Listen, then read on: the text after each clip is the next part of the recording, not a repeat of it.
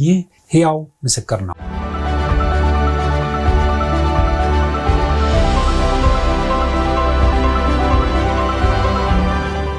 ሰላም ለእናንተውን የተወደዳችሁ ተመልካቾቻችን እንደምን ከረማችሁ። ይህ ኢቫንጀሊካል ቴሌቪዥን ከሲኤምኤን ቴሌቪዥን ጋር በመተባበር ወደ እናንተ የሚያደርሳችሁ ሕያው ምስክር ሳምንት ቴሌቪዥን ዝግጅታችን ነው።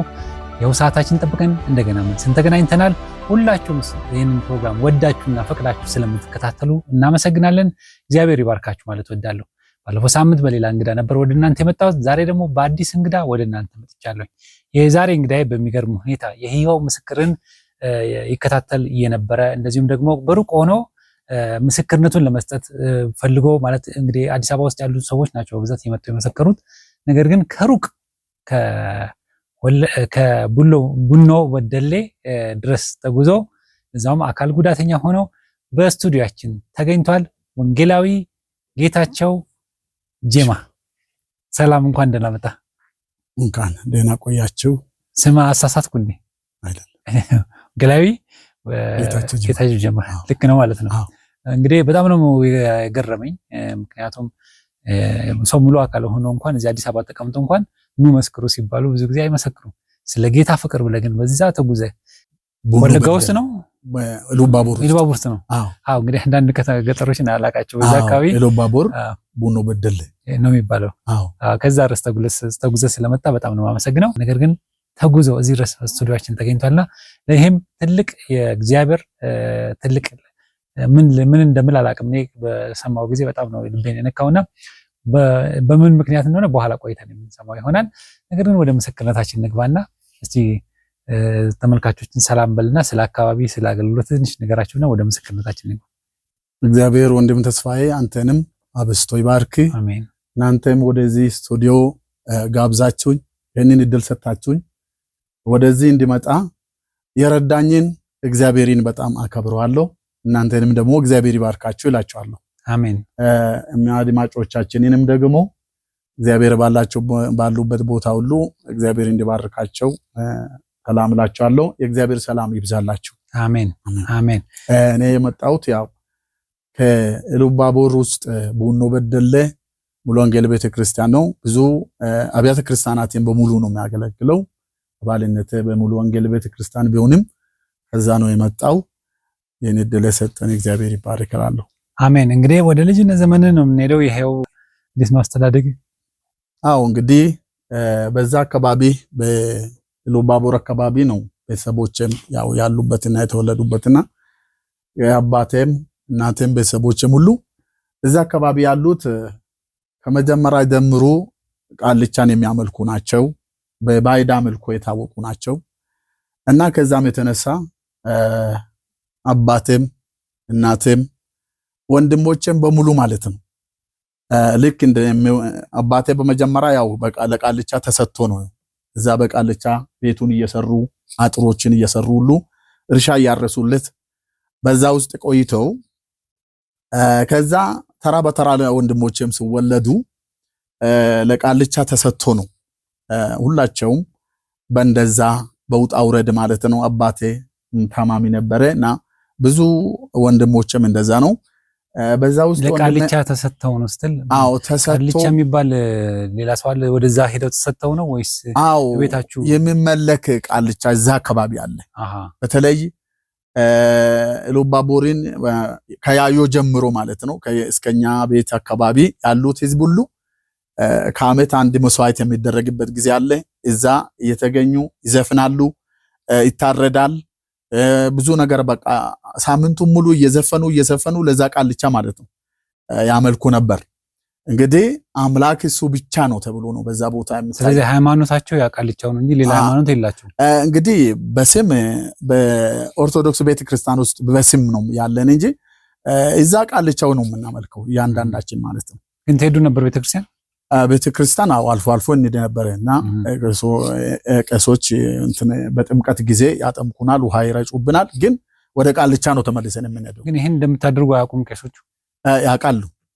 ያው የተለመደ ነገር ስለሆነ እነርሱም ከዛ የመውጣት ነገር ላይ የላቸውም። እነርሱም አልፎ እዛ ያጠምቃሉ፣ እዚህ ደግሞ ተመልሶ እነሱ ያመልኩ ነበር። አይመጡ ነበር እነሱም ራሱ? አዎ እንደዛ ያደርጉ ነበርና በእንደዛ ያለ ተሰጡ ማለት ምንድነው ወደ ቤቱ ገብቶ ቤቱን ይሰራሉ ማለት ነው አባቴ እና በጣም ከዛ ከወጡ በኋላ ካገቡ በኋላ በጣም ገበሬ ግብርና የታወቁ ናቸው። ቡና ይተክላሉ፣ ከብቶችን ያረባሉ። በእንደዛ ያለ እኔም ስወለድ ማለት ነው ከብቶች በየጊዜው እንግዲህ ያ ሆኖ ያመልካሉ፣ ግን አይሳካላቸው። አንድ ቦታ ብቻ በአንድ ቀን 5 ጥጃ ሞቶ ማለት ነው ጥሎ አለባት። ይሄንን የማውቀው ጉዳይ ነው። አባቴም ደግሞ በዛ ውስጥ ይታመማሉ። ከብቶች በበረት ውስጥ ማለት ነው አንድ ጊዜ ይዝትባቸዋል። ሲዝትባቸው አንድ ጊዜ ማለት ነው እና አባቴ በረት አላቸው፣ የከብቶች በረት አላቸው። እዛ በረት ውስጥ ሞልቶ ያሉ እየዛተባቸው ከብትን ይጨርሳሉ፣ አንድ ልጆችን ይጨርሳሉ። ያለ እየዛተ አውሎ ንፋስ መጣና በበረት ላይ ያው እንጨት ወደቀ።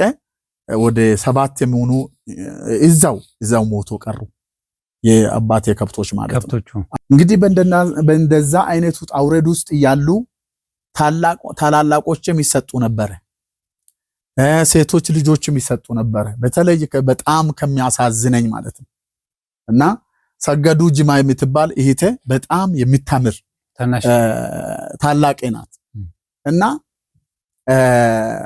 አበደች። እሷ እንዳጋጣሚ እዛ ውስጥ ሆኖ አበደች። ካበደች በኋላ አሁን አንድ ልጅ ወልዳ ነው ያለችው። እዚህ ልጇ እዚህ አዲስ አበባ ነው ያለው።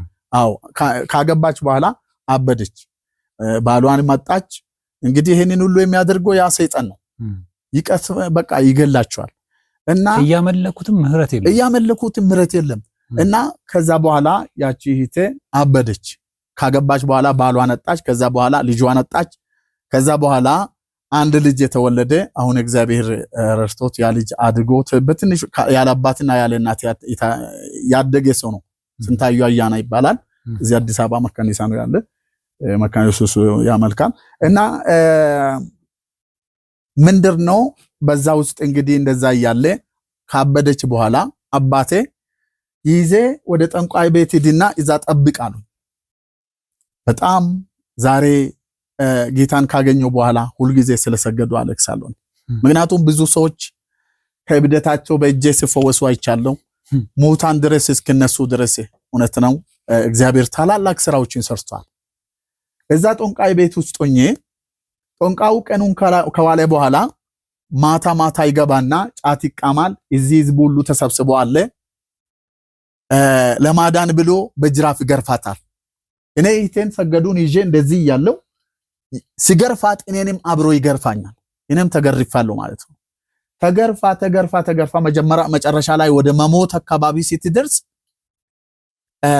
ልጃችሁን ይዛችሁ ግቡ፣ ድና እንደዚህ መታመሟንም ትረሳለች አለ። ከዛ በሌሊት ሰዎችን አስሸክሞ ወደ ቤታችን ገባች።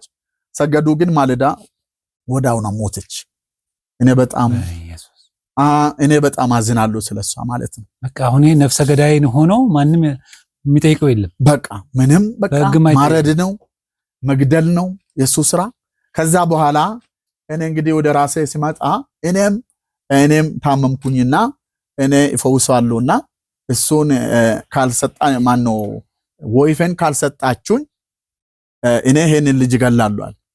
አሁን ከብቶችን ጨርሷል። አባቴ የሚሰጡትን አዲያዲን አልቼውና ከኑ ባተን ሙጫ ከና አለ በኦሮምኛ ነጭ ወለደው ነጭ እሱንም ፈልጌ ነው እንግዲህ ነጭ ወለደው ነጭ እንግዲህ ከየት ፈልጌ እንደሚታመጣ ማምጣት አለብኝ። ነጭ ወለደው ነጭ ካልሰጠ ይሄን ልጅ ገላለው ስል አባቴ የሆነ እንትን ሳር በኔላ አስሮ እሱኑን ውሰድ አትግደላሉና ቤቱ አስገቡ። እዛ በቃ ለብቻ ስጦታ ተሰጠ። አዎ እኔም ተሰጠው ማለት ነው እነሱ። ከዛ ስጦታ ተሰጥቼ በዛ ቦታ እንጨት ለቅማለሁ፣ ውሃ ይቀዳለሁ፣ ቡና አፈላለሁ፣ ከብቶችን ይጠብቅ ነበር። እንግዲህ ጠንቋዩ ቤት ማለት ነው። ጠንቋዩ ቤት ማለት ነው። ቃልቻው ቤት ማለት ነው። ከዛ ሲዘፍኑም ይዘፍናሉ፣ ከነርሱ ጋርም ይዘፍናሉ። አንድ ቀን አንድ የሆነው ነገር ትዝ ይለኛል በጣም የቃልቻ ቤተሰብና ቃልቻው ብቻ የሚገባበት ቦታ አለ የተከለለ። አንዷ ሴትዮዋ ያንን ቅል ሄደ ያንን ዕቃ አምጣልኝ ከዛ አለች። ምንድነው እዛ የገባ ሰው ሌላ ፍርድ እንደሚፈረድበትና እንደሚሞት ታውቅ ነበር እሷ። እኔ ግን አላውቅምና ልጅ ነኝና እዛ ለመውሰድ ስመጣ ከዛ ቃልቻው ተናገረና ወረደ። በቃ ማታ ወረደ። በቃ ይሄን ልጅ መግደል አለብኝ። አባቴ ደግሞ ከቤት መጡና በዛ ፋንታ ሌላ ስጦታ ሊሰጡ ማለት ነው። አንተን አሁን ሆን ብላ ነው እዛ ግባ ያለች? አዎ ሆን ብላ። ምንድነው እዛ የገባ ሰው እንደሚሞት ታውቃለህ? እንድትሞት ፈልጋ ማለት? አዎ እንዲሞት ፈልጋ ነው። በቃ ሰው እንግዲህ በክፋት እንደዚህ ሰዎች እንዲሞቱ እንደሚሰጥ እንደዛ አይነት ነው። ከዛ ያው እሱም አለፈ። በእንደዛ ውስጥ እያለን እያገለገልኩ እየሰራው እግዚአብሔር መጣልን። እንግዲህ ከዛ በፊት አባቴም እንደዛ እዛ አካባቢ ያሉትም እንደዛ ከብቶችም አልቋል። ብዙ ነገር በቃ ምድረ በዳ በሆነበት እኛ እንግዲህ እግዚአብሔር እሱ የአያታችን ቃልቻ ብቻ እንደሆነ ነው የምናውቀው። አባቴም ቤተሰቦችም እንደዛ ነው የሚያውቁ። ወንጌልም ሰምታችሁ አታውቁም? አናውቅም። መጽሐፍ ቅዱስም ቤታችን ምንም ነገር ሰምተን አናውቅም። ከዛ አንድ ቀን ሚስዮናውያን ከጀርመን መጡና እዚህ ዳበና አካባቢ በደሌ ከተማ በታች ዳበና የሚባል ቦታ አለ። እዛ ቦታ መጡና ከዛ ይሄንን ይሄ ጌታ አለ። በስንት ዓመት ማለት ይሄንን በእኔ በ1967 67 ላይ በ1967 በሆነ እንጨት ስር አሁን ከሱ ጋር የተቀበልኩት አሁን ፓስተር ነው። ፓስተር ጀማኔ ያደታ ከሱ ጋር ነውና ወደዛ ከመሄዳችን ወደ ጌታ ከመቀበላችን በፊት እንደ ብዙ ታሪክ አለ። አሁን እኔ ሰው እንዲያውቀው የምፈልገው ሰይጣን ምን ያክል ጨካኝ እንደሆነ፣ ምን ያክል ነፍሰ ገዳይ እንደሆነ አሁን የነገርከን ታሪክ አለ። ተጨማሪ ግን እዛ ጠንቋይ ቤት በምትኖርበት ጊዜ ብዙ ሰዎች ይመጣሉ አይደል? አዎ። ምን አይነት ሰዎች ነው የሚመጡ የነበሩት? መተውስ ምንድን ነበር የሚያገኛቸው? በአይምሮ ውስጥ ማይረሳ ህዝብ መስማት አለበት። አሁን ምክንያቱም ብዙ ነገር ተደብቆ ነው። አሁን እንዳልከው እህት ገደላት ተደብቆ አለፈ። አዎ። እንደዛ አይነት ታሪክ እስቲ ካለ ንገር። እና እንግዲህ በጣም የሚያውቀው ከዛ አካባቢ ይገላል። ሰውን ሲገል ከአንድ ቤተሰብ 5 ሰው ያልቃል። በተለይ እንደ ታሪክ የሚሰማው ልጅና አባት አንድ ቀን ሞተና ከአንድ ቤተሰብ ማለት ነው እና አባቱ ከሱ ቀድሞ ሬሳው አንድ ላይ ወጣ። ሬሳው ሲወጣ አባቱን አስቀድሙና ልጁ ከኋላው ተከተለ። ሬሳ ነው እንግዲህ። አንዳንድ አሽዋፊዎች ምን ይላሉ? አይ ሊያጋባ አባቱ እኮ እየቀደመ ሊያጋባ እየሄደ ነው ብሎ አሽዋፊዎች እስከዚህ ድረስ የሚያሾፉበት ጊዜ ነበር። አዎ ቃልቻ እንግዲህ ጨካኝ፣ የሚጨክን፣ የሚገል፣ የሚያርድ እንደሆነ እንግዲህ እግዚአብሔር ቃል እንደዚህ ይላል፣ ሌባ ሊሰርቅና ሊያርድ እንጂ ስለሌላ አይመጣም ይላል። ድሮም ቢሆን ከመጀመሪያም ቢሆን ማለት ነው ከአዳምና ሔዋን ጀምሮ እኛን ከዛ ከኤደን ገነት ሰዎችን ያወጣው ምንድነው? ሊያርድ ነው፣ ሊያጠፋ ነው። ወገኖች አጋንንት ሰይጣን ርህራሄ የለውም። ዛሬም እንግዲህ ሰዎች ምንድነው የሚያደርጉት? የሚተበተብ ትብታብም አለ። እሱንም ደግሞ የያዙ በአንገታቸውም እያሰሩ ከብቶችንም እየወሰዱ ሌላው ደግሞ የሚደረገው ነገር አለ። እዛ አያታችን ላይ እንግዲህ የሚወርዱ አለ። ኢባብ ይመጣል። ሀያታችሁ ላይም ይሄ መንፈስ ነበር ማለት ነው? አዎ ሀያታችን የሚለው እኮ እሱ ራሱ ዋናው እኮ ሀያታችን እሱ እኮ ነው። ያው እንግዲህ አዎ አኮ የምንለው ነገር እዛ አሁን እርሳቸው ኢባብ ይመጣል። ኢባብ ሲመጣ ልክ ጭንቅላታቸው ላይ ይተኛል። ምንም አይሰማቸውም። ጭንቅላታቸው ላይ ሲተኛ እንደዚህ አሁን ባይና አይታል። ባይና ያቻለሁ። በቃ እየመጣ ቅቤ ያደርጉለታል። ቅቤውን እዛ ከጭንቅላታቸው ላይ ያስቀምጣሉ። ጭንቅላታቸው ላይ ሲያስቀምጡ መጥቶ ቅቤውን እዚህ ላይ በልቶ በቃ ከዚህ ላይ ሊሶ ይመለስና ወደ ቦታ ይመለሳል። ልክ እርሳቸው በዛን ጊዜ ስሜታቸው ምንድነው? ደስታ ነው የሚሰማቸው።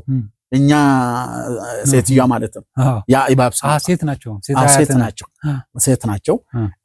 ወንድም አለ ሌላ ቦታ አባስምቦ መንፈስ የሚባለው አለ። እንግዲህ ያንን ስፍራ የተቆጣጠረውና ነው ያ ሁሉ ከዛ ውስጥ የሚሰማኝ ነገር ምንድነው? እህል ሲያስገቡ እህል አንድ ጎተራ ሙሉ ከሞላ በጎተራ ነው የሚያስገቡና ጎተራ ከሞላ በኋላ ከወር በኋላ ቦታ የለም። ኬሻ ውስጥ ሲጨመር ወይም ደግሞ የሆነ እንትን ውስጥ እቃ ውስጥ ሲጨመር ከሳምንት ወይም ደግሞ ከሁለት ወር በኋላ ምንም ነገር የለም።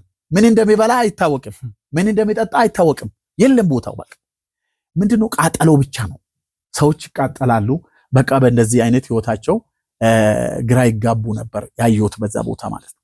እዛ የሚመጡ ሰዎች አሁን ለምሳሌ እንዴት ነበር አምልኮ? ሰዎች አሁን የምታውቃቸው ከተማ የምታውቃቸው በጣም ሃይማኖተኛ የሚባሉ ሰዎች አሁን ብዙ ጊዜ እንደነ ቦታ ሲወጣ ተደብቆ ይመጣሉና እንደዛ ያጋጥመህ ካለ? እዛ ቦታ መደበቅ የሚባል ነገር የለም። ሳር ይዞ ይመጣሉ።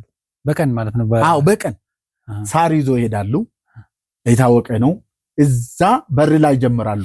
እዛ እንትን አለ ማነው አጥሩ አለ፣ ከላ የሚባል ነው። አጥሩ ላይ ያ ከላ ላይ አንዱ እዛ ያወርዳል፣ አንዱ እዛ ያወርዳል። ስላዳደርከኝ አመሰግናለሁ ይላል። ስላመጣኝ ወደ ቤቲ አመሰግናለሁ ይላል። እንዲህ እያለ ወደ ውስጥ ይልል እያለ ይገባል። ከዛ በኋላ ተሰብስቦ ደግሞ ይዘፈናል፣ ይጨፈራል። በእንደዛ አይነት ኑሮ ነው ህዝብ እንግዲህ ምንድነው ከያዮ ጀምሮ ማለት ነው ወይዛ አካባቢ ከዘር ማንዘር ስለሚጠራቸው ይላላካል።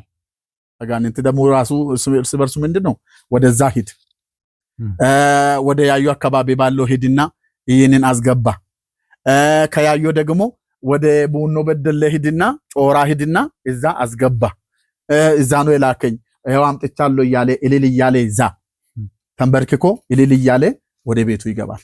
ይሄንን እንግዲህ ህዝቡ ግራ እስኪጋባ ድረስ እንግዲህ ይሄንን ሲያመልክ ነበር ማለት ነው። በዚህ ሁሉ እንግዲህ ይሞታል፣ ይታመማል፣ ይሞታል፣ ከብቶች ያልቃሉ። በእንደዚህ አይነት ነበር ማለት ነው በዛ አካባቢ። እንግዲህ አሁን ያቅድምን ብለኸኝ ነበር ቀሳውስቱም ይመጡ ነበር ቀን ሲያስቀድሱ ብለው ማታ ደግሞ ይመጡ ነበር ብለኛል። አዎ እሱ መጥተው እንደሚሰሩት እስቲ ያያቸው ባይና ያው በርግጥ አይተሃል? አዎ ይሄ አለ። ይሄ በትክክል አሁን የሚያስቀድሱን እዛ ጮራሃኑ አካባቢ ያሉ እነሱም ይመጣሉ። አሁን ለምሳሌ ክርስትና አባት የኔ ክርስትና አባት እንግዲህ ሌላ እዛ ነበረ እሱ ክርስትና አባት የሆነልኝ ማለት ነው። እና ያ ሁሉ ክርስትና አባት ሆኖ ይቃመ ብዙ ነገር መስዋዕት እያደረገ እሱ መጨረሻ ላይ ሞተ። ለራሱም ለእግዚአብሔር ለዛ መስዋዕትም ለእግዚአብሔር ማሎኔም ሞተ። እንግዲህ ከዛ በኋላ ነው እኔን እግዚአብሔር ከዛ በኋላ ነው እንግዲህ ወደ ጌታ ራሱ ፈልጎ እኛ ሳንፈልግ ማለት ነው ወደዛ አካባቢ መጡ። እነዛ እንግዲህ ሚስዮናውያን ይባላሉ። በዛን ጊዜ እንግዲህ ሚስዮናውያን ከጀርመን መጡና ጌታ ኢየሱስ ክርስቶስ ያድናል እሱ ሕይወት ነው ብሎ እነሱ ምንድነው ይሄንን ቃልቻ ይፈርሳል አላሉ። ያው ኢየሱስ ያድናል ብሎ ነገሩ። ቀስ በቀስ ያ ሁሉ አዳኙ ኢየሱስ እንጂ ይሄ አይደለም፣ ይሄ መስዋዕት የምታደርጉለት አይደለም ብሎ እዚህ ትምህርት ቤት እንሰራለን። ትምህርት ቤት ከሰራን በኋላ ደግሞ ይሄንን እናንተም እዚህ ደግሞ ተሰብስበን እንጸልያለን ብሎ ቀስ ብሎ በቃ በጥበብ እንጂ በስድብ በጥበብ ውስጣችን ገቡ። እንዳውም ትዝ ይለኛል አንድ ወንድም እዛ ከነሱ ላገለግሉ ከመጡት ሰይጣንያ ማንዲና ኬኛ ቡፈቴታ ናኖ ኬኛ የሚለው ኦሮምኛ ሲዘምር እነሱ የሚወዱት አይደለም፣ ይሄንን እነሱ አይወዱም። ዝጋ አለ። ምንድነው መዝሙሩ ትርጉሙ? ሰይጣንያ ማንዲና ኬኛ ቡፈቴታ ናኖ ኬኛ አተምጎኑ ሬሁማ ኬኛ ከንጀዱ ሰይጣንያ ማንዲና ኬኛ ኢየሱስ ክርስቶስን ወደ ማምለክ ምን እናደርግ የሚል ነገር ነውና ትርጉሙ ምንድነው? ትርጉሙ ሰይጣን ክፉ ሰይጣን ጠላታችን ነው። ምን እናደርግ ዙሪያችንን ከቦ ተቀምጧል ነው የሚለው መስመር። ጌታ ሆይ ከዚህ ታደገን የሚል ነው ዝማሬውና እንደዛ ሲዘመር ዘጉ እና እንትን አሉ። እንግዲህ ከዛ በኋላ ነው አሁን እውነትም ሕይወትም ኢየሱስ ነው ብሎ ሲነግሩ ተቀበል ይሻል እንጨት ስር ነው እንግዲህ እንጨት ስር እዛ ተቀበልን። እኔም ፓስተር ጀማኔም እዛ አካባቢ ብዙ ሰዎች አሉና ተቀበልን። ከዛ በኋላ ልክ መጸለይ ጀመሩ። መጸለይ ሲጀምሩ ያም ቃልቻ ይምጣሉ ጮህ። ከዛ አጋንንት መጮህ ጀመረ። ልክ እየጮህ ቤት ተሰርቷል። በዛ ቤት ላይ ልክ ስራው መሰራት ጀመረ። በቃ እግዚአብሔር በዛ ቦታ ስራውን ጀመረ። በዛ ቦታ ትልቅ ቤተክርስቲያን ተሰራ። ቤተክርስቲያን እንግዲህ ከተሰራ በኋላ እኔ ከዛ አልፌ በእርግጥ እግዚአብሔር በቃ አገኘን።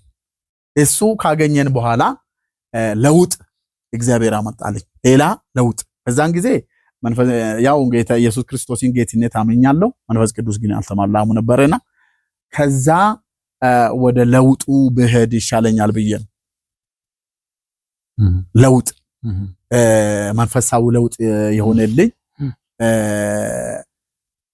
ለዚህ ለመንፈሳዊ ለውጥ አሁን ጌታን ስትቀበል ጌታን ተቀበልክ? አዎ። ግን አሁን ቤተሰቦች ይሄን ነገር አይቀበሉም። አዎ። ጭራሽ ጠንቋይ ቤት ውስጥ ነው የምትኖር የነበረው ቃልቻው ጋር። አዎ። እና ማለት ከዛ በኋላ ምን ገጠመህ ተግዳሮት? ምክንያቱም በቀላሉ ይሄ ሁለት መንግስት የማይዋደድ መንግስት ነውና ምን ገጠመህ? እሱን ትነግረናለህ? እሱን ነገር ቻሌንጅ ነበረ። በትክክል እኛ ጌታን ከተቀበልኩ በኋላ ኧረ እግዚአብሔር ያፈርሰውና ልክ የዛን ቀን ተቀብለ የገባ ቀን ቤት አዎ ነገርካቸው ወይስ አወቁ? ልክ እንግዲህ ተቀብለን ገባን። እንግዲህ ምንድነው እኔ ተቀብዬ ወደ ቤቴ መግባቴ ብቻ አይደለም። አሁን እነዚህ የመጡ ሰዎች ተሰብሰቡ፣ እንደ ስብሰባ ነው የጠሩ። ሁላችሁንም አዎ እዚህ አካባቢ ትምህርት ቤት እንሰራለን እናንተን ደግሞ እናስተምራለን ብሎ እንደ ስብሰባ ሰው ሁሉ ይመጣል። ተሰብስቦ ይመጣል፣ ይናገሩናል፣ እንገባለን። ቤተሰቦቻችንም ይሰማሉ። ይሄዳል፣ የማይሄድ ዞር ብሎ ይቀመጣል። ከዛ በኋላ መጨረሻ ላይ እኮ ቃልቻ ተሸካሚ ራሱ እኮ መጥቶ አጋንንት ከሳቸውም ጮህ ወጥቷል። ወደሱ እንመጣለን። እናንተ ግን ቤት ውስጥ እንግዲህ እኔ ከሄድኩ በኋላ ከተቀበልኩ በኋላ የደረሰብኝ እንጨት እለቅማለሁ። እንጨት ላይ ወጥቼ እንጨት ላይ እየለቀምኩ አጋንንት ወድቋል፣ ሰይጣን ስራው ፈርሷል እያልኩ እየተናገርኩ እነሱ ደግሞ የሚሰጡንን ዝማሬ እየዘመርኩ ልክ እንጨት ላይ ወጥቼ እንጨት ስለቅም ከዛ ከላይ ማለት ነው ወደኩ። አሁን ያኛው አጋንንት መሆኑን አወቅ ማለት ነው? አዎ ለመጀመሪያ ጊዜ ልክ አሁን ትግሉን ጀመረ። ለመጀመሪያ ጊዜ ወደኩኝና ልክ የተሾለ ስለታም እንትን ነበረና እንጨት ነበረ ከስር ወጋኝ። በዚህ በኩል ወጋኝ፣ በዚህ በኩልም ወደ ላይ ወጣ። በቃ ከዛ ያው ሐኪም ቢልም በዛን ጊዜ አቃጠሉና ይዞኝ ከዛ ወደ ቤት ገቡና አቃጥሎ በዛው እንትን እግዚአብሔር ግን ጣልቃ ገብቶ አዳነኝ። በእንደዛ እንግዲህ ብዙ ነው ብዙ ችግር ውጣውረድ ነበረ። እሱን አሁን ምክንያቱም እሱን መስማት እንፈልጋለን። ምክንያቱም ሰው ጌታን ሲቀበለው የሚገጥመውን ነገር ማወቅ አለበት። ከዛም ደግሞ ማምለጥ እንደሚችል ማወቅ አለበትና እሱን እንድናቅ ብዬ ነው። ተመልካቾቻችን እየተከታተላችሁ የምትገኙት በሲኤምኤን ቴሌቪዥን ተዘጋጅቶ በኢቫንጀሊካል ቴሌቪዥን የሚተላለፍላችሁን ያው ምስክር ሳምንታዊ ቴሌቪዥን ዝግጅታችን ነበር። የዝግጅታችን አጋማሽ ላይ ደርሰናል። ዝግጅታችን ይቀጥላል። እንግዲህ ይህንን ቴሌቪዥን በሳተላይት የምትከታተሉን እንደዚሁም ደግሞ በዩቲዩብ በመላው ዓለም ሆናችሁ የምትከታተሉን ኢትዮጵያውያን፣ ኤርትራውያን እንግዲህ ዝግጅታችን ስለሚቀጥል ባላችሁበት ጠብቁን። ተመልሰን እንገናኛለን። ይህ ሕያው ምስክር ነው።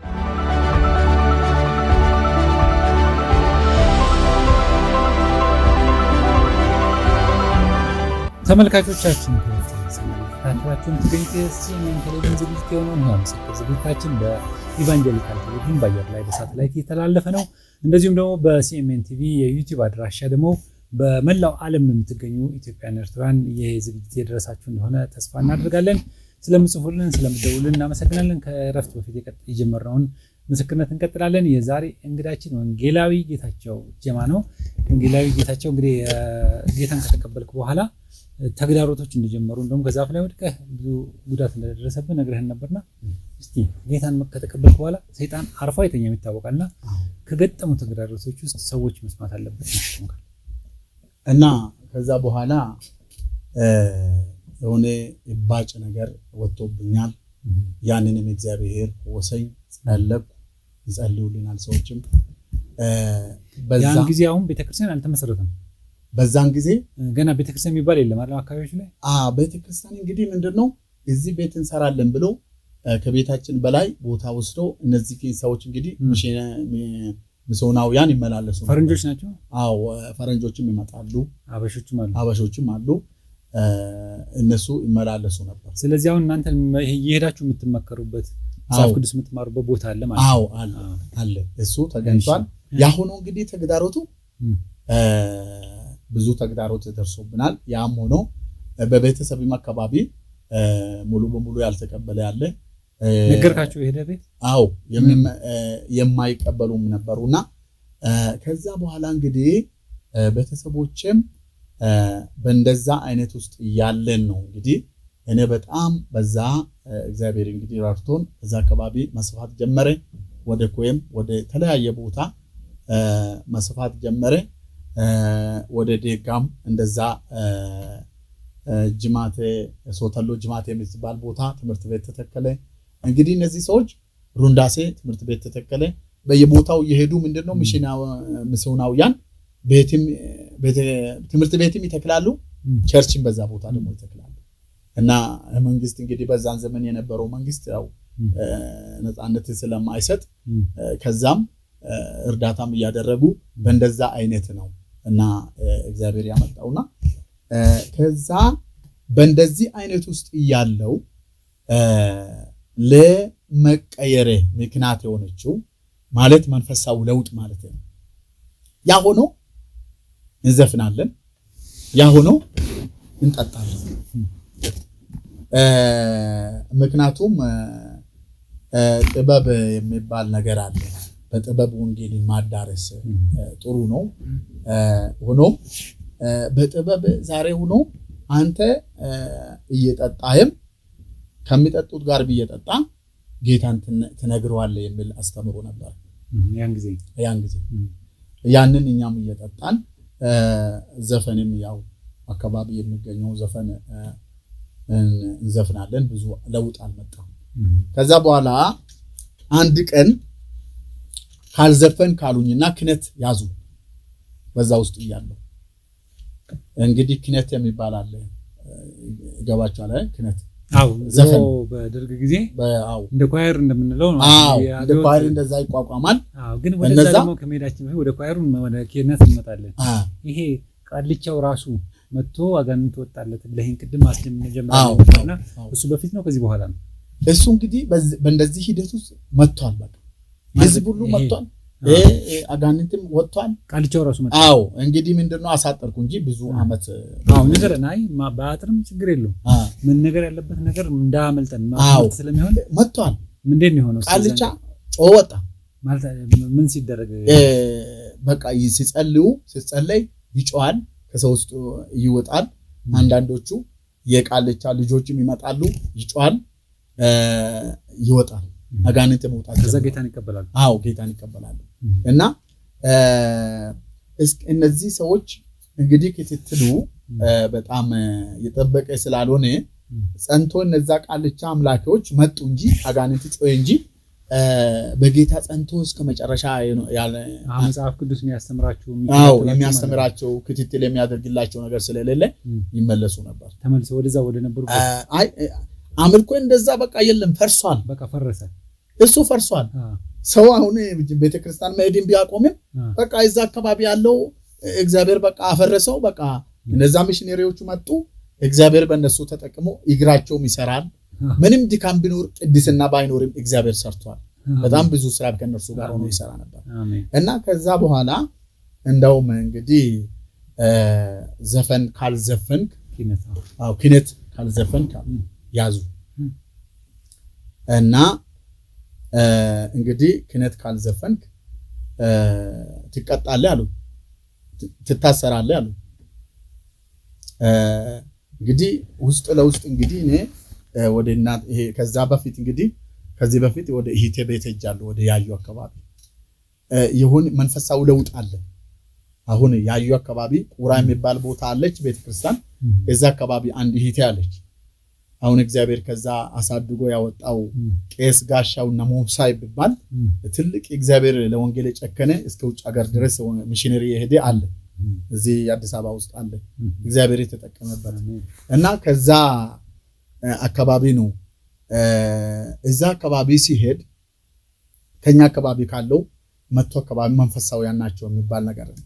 አንድ ቀን ወንድሜ እንግዲህ እየጠጣን ነው የምንሄደውና ወንድሜ አበራ ታላቀ ነው አበራ ጅማ የሚባል እሱ ምን ያደርጋል ጠጥተናል ምንድነው ጠላ ጠጥተናል የሆነ ደቡ አለ ጠላ ጠጥተን ከወንድሜ ጋር እዛ ስንሄድ እኔም ሰክሬያለሁ ወንድሜም ሰክሯል ምክንያቱም እኮ ጌታን እያመለክን ችግር የለውም የሚባል ነገር እንግዲህ ሰምተናል ከዛ በኋላ እግዚአብሔር ወደዛ ለውጥ አመጣኝ እንግዲህ ምንድነው እዚህ አካባቢ ጸሎት አለ እንደ ብየጠየቁት ሰክሬ ማለት አዎ ጸሎት እዚህ አካባቢ አለ ግን ከኛ አካባቢ ለየት ይላል አለ ምንድነው ለየት የሚያደርገው አልኩት ለየት የሚያደርገው እዚህ አካባቢ ያሉት ሲጸልዩ ያለቅሳሉ አለ ሰክራለሁ ተመልከቱ ከዛ በኋላ ምን ለምን ያለቅሳሉ አልኩት ታይዘን ነው እንግዲህ እዛ እየተወደቅ እኔም እሱን ያስኩ ይወደቅ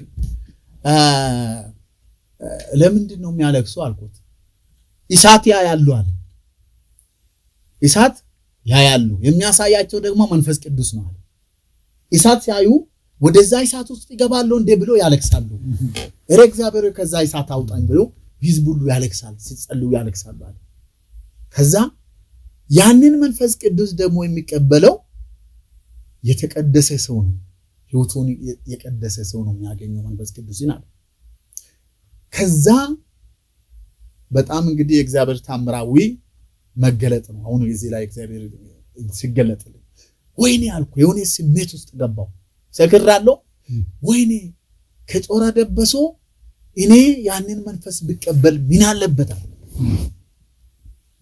እንደዛ ስል ወይኔ ቢቀበል መንፈስ እኮ ያሳድገኛል አልኩ እንግዲህ ጠጥቻለሁ ሲካር ውስጥ ያለውትና ከዛ በኋላ እንደዚህ ሐሳብ አስቤ ብቻ ገባው በዛን ቀን ገባው ሁለተኛ ቀን ሲመለስ ደስታ ጋምታ የምትባላለች እህቴ ቤት ወደዛ ሄድኩኝ ሲሄድ አንድ አገልጋይ ከሌላ ቦታ መጥቷል እና ስለ መንፈስ ቅዱስ ነገረኝ ምንድነው ዝማሬ አንድ ዝማሬ እንግዲህ እንዘምራለን ብያለሁ እየጠጣንም እንዘምራለን ቅዱስና ለምና ከዛ ተነስቼ ዝማሬ ዘመርኩ ከእህቴ ልጅ ጋር ዘመርንና ደስ አለው ዝማሬው ከዛ ወደ ኋላ ቅራለና አስቀረኝ አሁን ወደ ጌታ ሄዷል ጥሩኔ ታደሰ የሚባል ነው ወንጌላዊ እና አንተ ቸርችና አንተ አካባቢ አለ እንዴ አለ አልኩት መንፈስ ቅዱስን ታውቃለህ ወይ አለ አዎ አውቃለሁ አብ ወልድ መንፈስ ቅዱስ ስም ብሎ ይነገራል እንደዚህ እንላለን አልኩት መጠጥስ ትጠጣለህ ወይ አለ አዎ ይጠጣሉ እኮ አባቴም እናቴም እዛ አካባቢ ያለ ሁላችን እንጠጣለን አልኩት አሁን አንተ ለውጥ በህይወት እንዲመጣ ትፈልጋለህ አለ አሁን አልኩት እና ልምከሪ አለ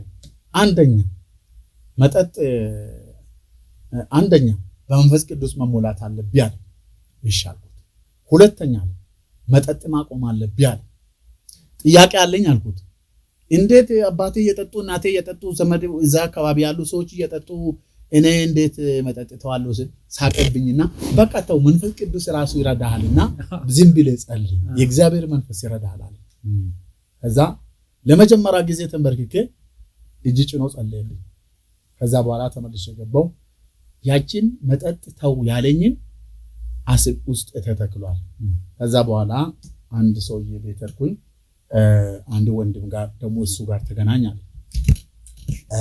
እሱ ጋር ተገናኝ ስለይ ተገናኘው ከተገናኘው በኋላ እቤቱ ስንጸልይ አንድ ወር እንግዲህ ቆይቻለሁ ይሄቴ መጣ ቤታችን አራቄ ስታወጣ አራቄ ድሮ ማልጠጣም ነበርና የኔን አራቄ ትጠጣለህ አለችኝ እንዴ የኔን አራቄ ትጠጣለህ ስትል አራቄን ተይና ጠላውን ማልጠጣም አልኩት ጠላንማ እንዴት ተዋለ ከዛ ጠላውን ተወቅ እሷ አልቅሳ እኔ እዚህ ቤታችሁ አረቄ መጥቼ ስላወጣው ነው አይደለም ይሄንን ያተወኩ ብላ እንትን አለች። ከዛ በኋላ መጨረሻ ላይ ተውኩ ሰውየው ጋር ሲገናኝ የሆነ ከብት ያረባሉ ያ ሰውዬ ያ ወንጌሉ ከሱ ሰውዬ ጋር ተገናኛለ። በዚህ ውስጥ ምንድነው ማለት ለሰው የሚያሳድግና ለሰው ሰዎችን መስጠት ትልቅ ቦታ እንዳለ በዚህ ውስጥ ተረድቻለሁ። ለሰው የሚያሳድግ ሰው ለሰው ስለ መንፈስ ቅዱስ የሚጸልይለት ሰው እንደሚያስፈልግ እግዚአብሔር በዛ ውስጥ አረጋግጦልኛል። ከዛ ወዲህ ማለት ነው እና እዛ ከብቶች ባሉበት ቦታ እዛ በጎች እንግዲህ ገጠር ውስጥ ነው እና እዛ ቦታ ተንበርክኮ 5 ደቂቃ አልጸለልኝም። ወዳውኑ የሆነ ድንጋይ ከሰማይ ሲወርድ ነው ማለት መጣ ከዛ እኔ ላይ ሲወድቅ እዛ ተንከባለልኩ። ከዛ ሲነሳ ልሳን ክለካ በአፌ ውስጥ አለ።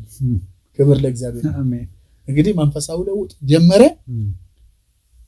ከዛን ጊዜ ጀምሮ ማለት ነው የእግዚአብሔር ቃልስ እንደምናገረው ማለት ነው ተግባራዊ ሐዋርያት ሥራ ምዕራፍ 1 ቁጥር 8 ላይ ምን ይላል? መንፈስ ቅዱስ በእናንተ ላይ በወረደ ጊዜ ኃይልን ትቀበላላችሁ ይላል። የእግዚአብሔር መንፈስ መለኮታዊ ኃይልን ይሰጣል። አሜን። እኔ በሕይወቴ አይቻለሁ። ከዛ በኋላ መንፈስ ቅዱስ በውስጥ ያለው የሚጠነቀቅ ሰው የለም። ተመልሼ ወደ ቤተሰቦቼ ከከሚሴ ሮጬ ወደ ቤተሰቦቼ ሲገባ የ2 ሰዓት መንገድ 1 ሰዓት ይሁን 1 ሰዓት ተኩል ይሁን የሰማይ ላይ እጄ ይሁን ምድር ላይ እኔ አላውቅም። እንደሚበር ሰው ነው። የእግዚአብሔር መንፈስ ረዳኝ። ገባው። ከገባውኝ በኋላ ከሚሴ ማለት እኮ ወሎ ውስጥ ነው። ከሚሴ ወሎ አይደለች። ይሄ የወሎ ባቡር ውስጥ ያለ ሌላ ከሚሴ። አዎ ሌላ ከሚሴ አለ። ከዛ እንግዲህ ዘፈን ትዘፍናለህ አሉ። የእግዚአብሔር መንፈስ በሕይወቴ ስራ ሲጀምር ቻሌንጅ ማድረግ ጀመረ ትግሎች እና እኔ ዘፈን አልችልም አላውቅም አልኳቸው። በቃ ትዘፍናለህ አልዘፍንም ትዘፍናለህ። ያው ጊዜው የደርግ ጊዜ ነው። የግድ በቃ ሊያስሩኝ ነገ ትዘፍናለህ ተዘጋጅተና ትታሰራለህ አለበለዚያ አሉ። ከዛ በኋላ እህቶቼ ሳይቀር ማለት ነው መቼም የእንጀራዬ ሰው ተረከዙን በኔ ላይ ያነሳ ይላል እግዚአብሔር ቃል። አዎ እንጀራዬን በላ ተረከዙን በኔ ላይ ያነሳ እንደምለው ልክ እህቶቼ ወንድሞቼ ሳይቀሩ ጌታቸው ካልዘፈነ እኛ ዘፈኑ አንዘፍንም እናፈርሳለን ሲባል በቃ ይሄንን ክነት የሚያፈርሰው ጌታቸው ነው ብለን እናመለክታለን ወደ ወረዳ አሉ። አለበለዚያ እሱ መታሰር አለበት። ተጨነቁ። ገብቼ በእግዚአብሔር ፊት አለቀስኩና ሲጸልይ እግዚአብሔር መንፈስ ወዲያውኑ ተናገረ። ድምጽ መስማት ጀመረ። አዎ ምንድነው ሲጸልይ እንደዚህ አለ። እንዲህ በላለ ድራማ ይሰራለሁ ዘፈን እናንተ ስሩ። ዘፈን አልችልም ስለማልችል ድራማ ለራሴ አዘጋጅቼ እመጣለሁ ለራሴ እሰራለሁ በላቸዋል። በእግዚአብሔር ፊት ነው እንግዲህ እና ይሄንን ምንድነው ጌታ ሆይ ደግሞ ወስጄ የሚሄደው ሲል የሰካራም ቤተሰብና ሰካራም ይሄንን አዘጋጅቼ ወሰድኩ። ከዛ አዘጋጅቼ ሲወስድ እንደዚህ አለኝ። ሲወስድ እንዲህ አልኩኝና እጄን አወጣሁኝና በል ተዘጋጅተህ መጣ? አዎ እሺ ምንድነው? እንዲህ ነው ይኸውላችሁ አልኩ። እኔ ዘፈን አልችልም፣ ስለዚህ ድራማ እሰራለሁ። ድራማውን ለራሴ አዘጋጅቼ አመጣለሁ ስል አጨብጭቡለታል። የእግዚአብሔር ክብር እና አጨብጭቡለት ስል አጨበጨቡ። ከዛ ተዘጋጅቼ መጣ እና አንድ ሰው ብቻ ነው እንደ ሚስት የሚያገለግለኝን ሰው ትሰጡኛላችሁ፣ እሱንም ደግሞ አገኝቻለሁ አልኩ። አብረን የምንማር ትምህርትም አንድ ላይ የተመረን በጣም የምንዋደድ አህመድ ሺህ አብደላ ይባላል። ጎበዝ ነው፣ አብረን ነው የምናጠናው እና ሙስሊም ነው። እንዋደዳለን ግን እንደዚህ እንትን አይደለም። እና አህመድ እንደ ሚስት ያገልግለኝ አህመድ ሺህ አብደላ እኔ አንድ ሴት ለብሶ ቀሚስ ለብሶ እኔ ደግሞ ባሎኜ ይሰራሉ። ከዛ ከአህመድ ጋር ተመካከርና ሴት ነው ማለት ነው አይደለም። ሴቶች በእንደዛ አይነት ሴቶች ወንዶች ናቸው ሴት ሆኖ የሚሰሩ ድሮ ሴት ስለማይኖር በደርግ ጊዜ በእንደዛ አይነት እንደዛ በነፃነት እንዲመሰሩ ለማለት ነው። ነፃነት ስራ ለመስራት ፈልጎ ነው። እና አሁን ጊዜ ቢሆን መስፎት ድርግም ስለ እና ከዛ እሱ ቀሚስ ለብሶ እኔ ሰክሬ በር ክፈችልኝ አልከፍትም።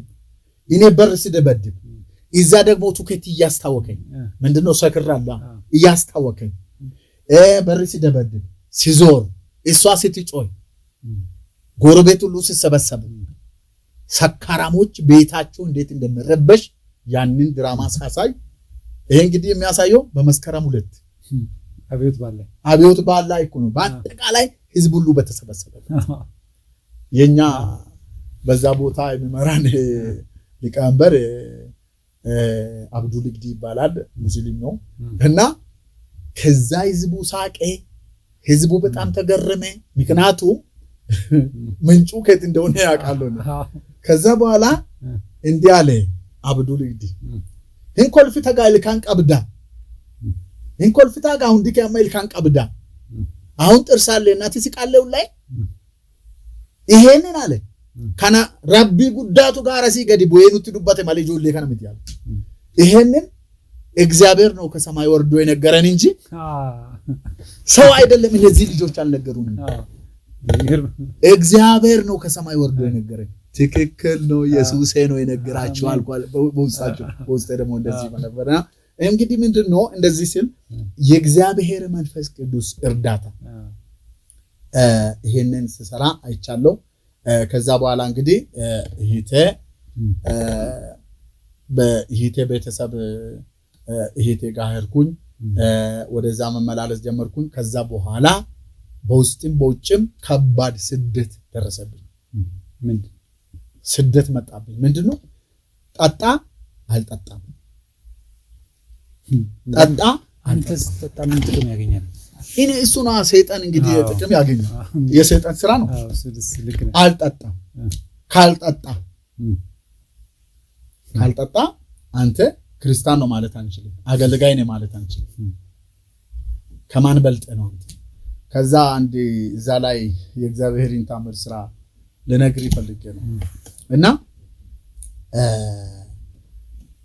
አንድ ነገር ህዝብ ሁሉ በቃ በእኔ ላይ ዘመተ። ታናሽ ልጄ ጋር አንጠጣም ብለን እኛ ከህዝብ ሁሉ ተለይተናል። ከዛ በኋላ አንድ አባት አሉ። አንድ አባት ድሮ ምንድነው ለአባቶቻችን እና ትምህርት ደረጃ ስናልፍ የደስ ብለን ለአባታችን ትምህርት ደረጃ ስላለፍ ለአባታችን አንድ ጣርሙስ አረቄ ነው የምንገዛላቸው። ልጆቻቸው አረቄ ገዙላቸው ነው ይገዛሉ። እንግዲህ እንደዚህ ህዝብ ሁሉ ተነስቶብኛል። እኔ ስደት ውስጥ ነው ያለው። ከዛ በኋላ አንድ አባት አረቄውን በሲኒ ወቃ አንዱን ቀዱና አንዱን ከጨረሱ በኋላ ልጄ ሆይ አይምሮ ይከፈት፣ ደስታ ይሁንልኝ እያሉ ዕውቀት ይጨምርልኝ እያሉ ይባርካሉ። ከዛ አንዱን እንደዚህ ቀርቶ እንደዚህ ያዙ ይዞ ማለት እና የሆነ እንትን አለና ዝማሬ ይዘምራሉ። ይሄን እንደዚህ አረቄው ቀዝቃዛ ነው፣ በሲን ውስጥ ሞልቷል። ዘራኬ ጎብታኮ ኢላሊ ጅሬኛኮ አማም ጀባ ተላታ ስዱካ ደምሲኮ ዮንኩ ፈንካውስኤ እንገመዳሊኒኮ አደራርከኮ ቀቢ ኦልና ካሲሞቲኮ ብሎ ይዘምራሉ። ምንድነው ትርጉሙ? አደራይን እግዚአብሔር ሆይ ተመልከት ህይወቴን። ክርስቲያኖች ናቸው እነዚህ አረቄ አሁን እንግዲህ ያልበረቱ ክርስቲያኖች ስላላወቁ ኢላል ተመልከት ህይወቴን ጠላቴ ይወድቃል ብሎ ይጠባበቀኛል እባክን እጄን ይዜ አስነሳኝ ይላል። እንግዲህ መጠጥን ካልጠጣ ብሎ በእኔ ላይ ስደት ተነስቷል። ከዛ በኋላ ልክ ጧ ይላል ተወከሳል። በድንገት ስትወከስ ሲኒ ከስር የሆነ የማሽላ ፍሬ የሚያክል ከውስጥ ወጣ። ልክ አረቄው ፈሰሰ። እሳቸውም ደንግጦ ሲኑን ይምጣሉ። ከዛ በኋላ ደነገጡ፣ ግራ ተጋቡ። ምንድነው የሆንኩት አሉ። ከዛ በኋላ ደቦ ውስጥ እንደዚህ በኔ ላይ ያቺ ልጅ መግደል አለብን፣ ይሄንን ልጅ መግደል አለብን፣ ማሳደድ አለብን፣ ማሰር አለብን ይላሉ። አንድ ነገር ይነግራቸዋለሁ ወገኖቼ ስሙኝ ይላሉ። ተነሱ፣ እግዚአብሔር መጠጥን እንደጠላ ነግሮኛል። እነዚህን ልጆች ተውት፣ ስለነዚህ ልጆች ብሎ አረጋጉ ህዝቡ። ከዛ እግዚአብሔር በእንደዛ አይነት አይ ምን አገባንኛ እግዚአብሔር ይቅር ይበለን፣ ምን አገባንኛ የፈለገ ቢጠጣ የፈለገ ባይጠጣ ምን አገባን አሉ። ከዛ እግዚአብሔር ትልቅ ስራ በዛ አካባቢ መስራት ጀመረ ማለት ነው። ከዛ በኋላ እንግዲህ ይሄንን መንፈስ ቅዱስ ከተሞላ በኋላ እንደ ባለ አይምሮ አይደለም እኔ ወንጌል ሲሰብክ ነበር። ሐዋርያ ጳውሎስ እንደዚህ ይላል፣ እብዶች ብንሆን ለጌታ ነው፣ ባለ አይምሮ ብንሆን ለእናንተ ነው ይላል።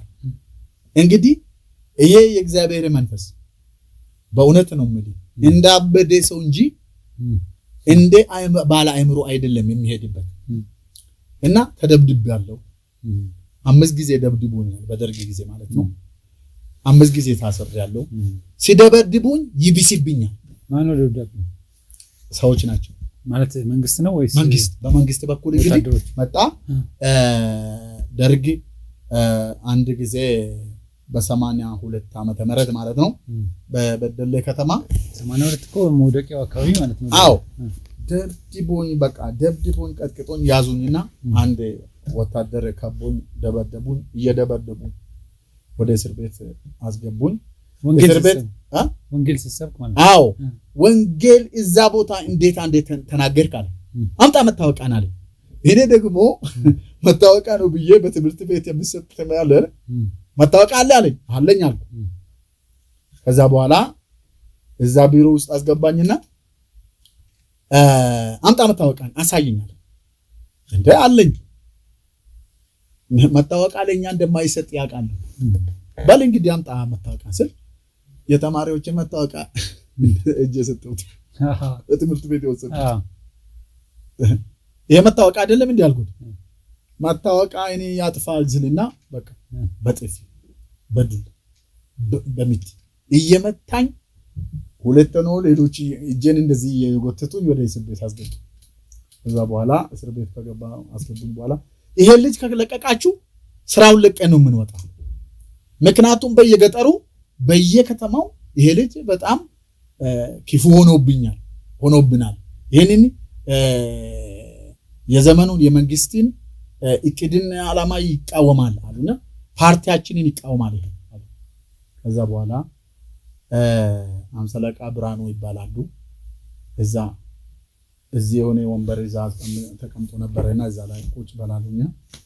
አንተ ልጅ አሉ አበርክ እንዴ አንተ አይምሮ አለ አንተ ለምን አለ። ምንድነው ምን አረኩ አላማቸው። እንዴት አንተ በየገጠሩ በየቦታው ሄደ ወንጌልን እንዴት ትናገራለህ አንተ? እንደዚህ መንግስትን የሚቃወመውን የመንግስትን ተቃራኒ እንዴት ትሰራለህ አለ። ምን አረኩ አለ። እዚህ ለቀምቴ ከተማ ውስጥ ንጉሴ ፋንታ የሚባል እሱ እኮ በዶዘር እኮ እየተቀበሩ ነው ወንጌላውያን፣ ወንጌል ይዞ የሚሄዱ። እውነትም ደግሞ ተቀብሯል። ብዙ ሰው ሞቷል በደርግ ጊዜ ማለት ነው። አዎ እንደዚህ እኮ እየሞተ ነው አንተ ነፍስን ጠላ እንዴ አለ። አሁን ብትኖር እንኳን ለራሴ አትኖርም እንደዚህ ስታደርጋ። አምሳለቃ የኢየሱስ ፍቅር እኮ አስተው ማልኳል። ያም ተዘናንቼ ነው ነገር ይሄንን የሚያደርግ የእግዚአብሔር መንፈስ የራሴ ብቃትና ችሎታ አይደለም። የእግዚአብሔር መንፈስ ኃይለኛ ነው። ከዛ እዛ ቦታ እንግዲህ አንተ ለጊዜ ቁጭ በላሉና እዛ ምሳ መጣላቸው። ማን አንተ አሉ ጌታቸው ነኝ አሉ። ና ምሳ እንብላ አሉ። ቢሮ አስገብት እዛ በኋላ ክላሽ አለ ሊተኩሱብኝ ይችላሉ። በግልጽ ደግሞ ስለ ወንጌል የሚናገር ሰው ካለ ግደል የሚባል ነገር አለ። እዛ በኋላ ምሳ ቀረበ በኩራ አምሰለቃ ይቅርታ አድርጎልኝ የጸልየን በላ አልኳቸው አሉና በል እንግዲህ ይሆናሉ። እሺ እዛ በኋላ በል እንግዲህ አሉ። እዛ ጌታዬን አመስግኜ 2 ጊዜ ምሳውን ወሰድኩና አምሰለቃ ለመሆኑ ሰው ጌታ ኢየሱስን ያውቃሉ እንዴ አልኳቸው። አይ ለራሴም እያየ ዘመኑን እያየ እንደዚህ ትነግረኛ የትኛውም እስራት ኢየሱስን ሊያስረው አይችልም። አምሰለቃ ኢየሱስን ካልተቀበሉ ስልጣኑንም ይዞ ማንኑንም ይዞ ወደ እሳት ነው የሚገባው። ኢየሱስ ግን ይታደጋል። ስለዚህ ኢየሱስን ተቀበሉ፣ ለነፍሳችን ለዘላለም የሚበቃን ኢየሱስ ብቻ ነው አልኳቸው። ተናገር እሺ እየበላ ተናገር አለ። እግዚአብሔር ስራውን ሰራ። አሜን። እኔ እሺ እዛው ወንበር ላይ ቁጭ በላሉ። ወንበር ላይ ቁጭ አልኩኝ። 11 ሰዓት ሲደርስ ሂድ ባክ ወደ ቤት። እግዚአብሔር አስደናቂ ነገር ሰርቷልና ብዙ እንግዲህ የተሰደድኩበት ቦታ የታሰርንበት ቦታም ደግሞ ሌላ ጮራ ከተማ ነው። ጮራ ከተማም 8 ቀን ከታሰርን በኋላ እንግዲህ በበደሌ ከተማ መሪዎችን መጸለይ ጀምሯል። ብዙ ሰዎች መጸለይ ጀምሯል። እሱ እንግዲህ በ80 ቤት ነው ይሄ እና ሰብስቦ እኔ የመሰከርኩላችሁ በትምህርት ቤት እንግዲህ ትምህርት ቤትም በእረፍት ጊዜ ጌታን የተቀበሉ ዛሬ ፓስተሮች ብዙ ቦታ አሉ። ወንጌላዊ የሆኑ ፓስተሮች ሆኑ። በዛ በመከራ ጊዜ ብዙ እንግዲህ መከራ ይኑር እንጂ ስደት አይኑር እንጂ አንድን ቀን አንድ ሰው ከኛ ጌታን የሌለ ሰው በመንገድ ላይ ከመጣብን ሳንናገሩ አናልፍ። በዚህ ክላሽ ነው ብንወጣ ክላሽ ነው። ይሁን እንጂ ወንጌል የእግዚአብሔር መንፈስ ቅዱስ ስለምረዳን ይነገራል። ትምህርት ቤት ነታየ ደምሴ የሚባሉ ፓስተር ወደ ጌታ የሄደ ደምሴ ማንደፍሮ የሚባል እነሱ በትምህርት ቤት ነው ጌታን የተቀበሉ እና ከዛ እንግዲህ እነዛንም ለቃቅሞ ወደ 7 ሰዎች ወረዳ አስተዳደር ወሰኑብን። አንዳንድ ወር ወይም 100 ብር ክፈሉና ውጡ አስፈረሙን። ላስፈርሙን እንትን ብሎ ስል ይግባኝ አልኳቸው። ወዴት? ወደ ወረዳ። 7ቱንም ልጆች ጠይቁ። አይ እኛ ወንድማችን ጌታቸው እንዳለ ነው የምንሆነው፣ ጌታቸው የሆነውን እንሆናለን፣ እኛም ይግባኛል። እነዛ 6ቱ ሰዎች ከዛ እዛ ወሰዱን። 8 ቀን አሰሩንና ወረዳ አስተዳደር አርገወይን ይባላል እሱ መቶ ሲጠይቅ ምንድነው አሉ። እንደዚህ መጽሐፍ ቅዱስን ይዘው በመንደር ሲጮው ግልጽ እጅ ከፍንጅ ተይዟል። እነዚህ ይዜናቸዋል፣ የታወቁ ናቸው። በተለይ ይሄ ቀዩ ልጅ ይሄ አንድ ነገር ማለት አለበት። እንግዲህ ተመልካቾቻችን የዛሬ ዝግጅታችን ታሪኩ ሳያልቅ ሰዓታችን አልቋል። የሚቀጥለው ሳምንት ወንድማችን ወንጌላዊ ጌታቸው እንዴት እንግዲህ ወንጌል በሚሰብክበት ጊዜ በሚያገለግልበት ጊዜ ቅድም መግቢያ ላይ ነገርኳችሁ፣ እንደዚህም ደግሞ በወንጌል አገልግሎት የገጠመውን ተግዳሮት ተጣውረት እስከዛሬ ድረስ ያለውን ደግሞ በሚቀጥለው ሳምንት ተጠብቀን የምንከታተል ይሆናል። እስከሚቀጥለው ሳምንት ድረስ ይህን ምስክርነት ለሌሎችም አድርሱልን። ከዛ በኋላ ደግሞ የሚቀጥለው ሳምንት ስንገናኝ ቀጣዩ ምስክርነት እንሰማለን።